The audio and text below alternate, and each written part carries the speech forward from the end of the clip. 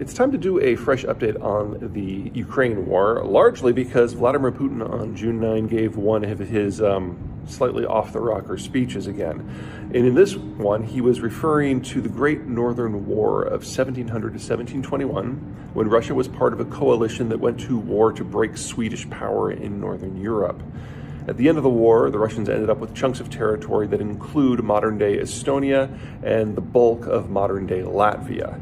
Anyway, in the speech, Putin proclaimed that when this war happened, it wasn't that Russia was seizing territory, it was that Russia was reclaiming territory that was already Russia's. Now, this is an extraordinarily creative, falsified view of European-Russian history as well as of the war in general. These territories had never been Russian before. But that's not the point. The point is that strongmen, when they go on wars of expansion, generally try to justify their tactics in order to generate popular support and a nationalist upwelling. And in that, Putin is not remotely unique at all. So it's worth looking back, not just at the Great Northern War, but at the war we're in right now in Ukraine, to understand what it is that the Russians are actually after, because you're going to see more of these speeches moving on, and they will give us an idea of where the Russians are prioritizing their offensives. So the Russian territories in the greater Moscow area, going from Eastern Europe into Western Siberia, they tend to be flat, they tend to be cold, they tend to have short growing seasons, the soil is not particularly fertile, and they don't get reliable rainfall. All that adds up to relatively low output of agricultural stuff per acre, which means that the Russians can't have a very dense population footprint.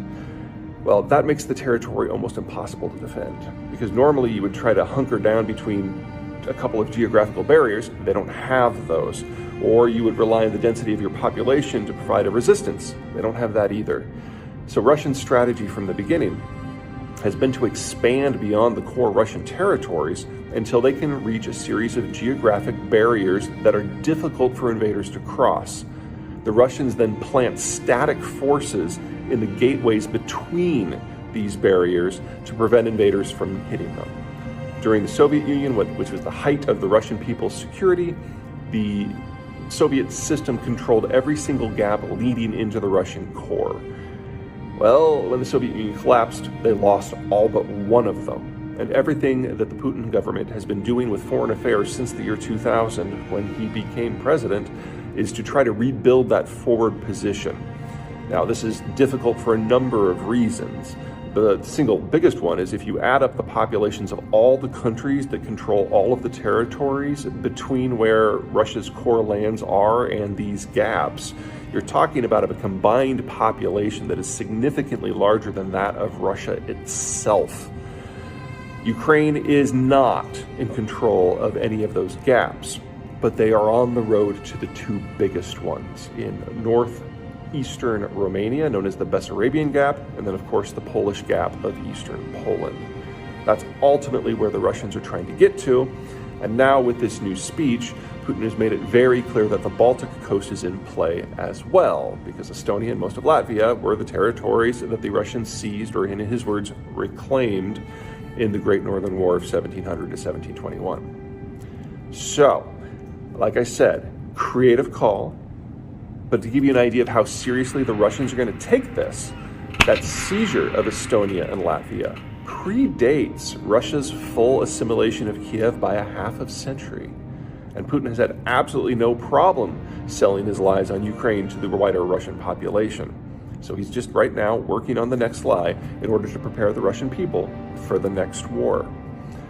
Okay, just a couple of general updates. First of all, the book comes out tomorrow, June 14th. So the end of the world is almost here. The title is The End of the World is Just the Beginning. It talks about all of the future economic sectors, what they'll look like once globalization is gone, and how everything is going to remake itself on the other side of the slide that it's already in progress.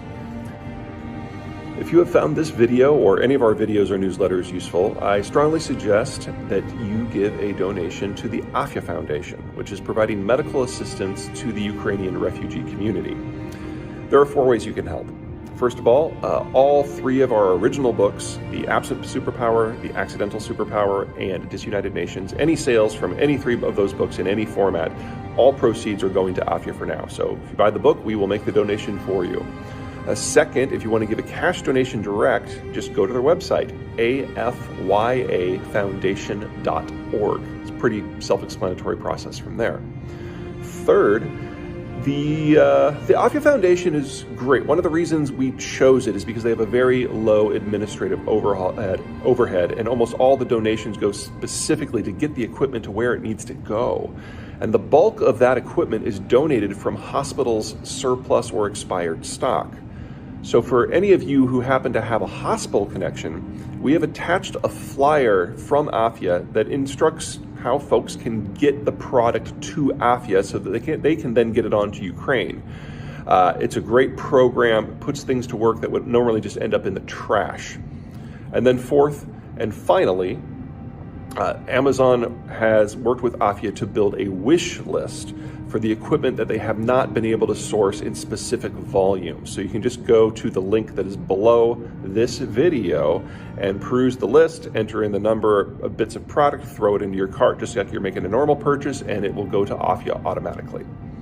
All right, that's it from me. Until next time.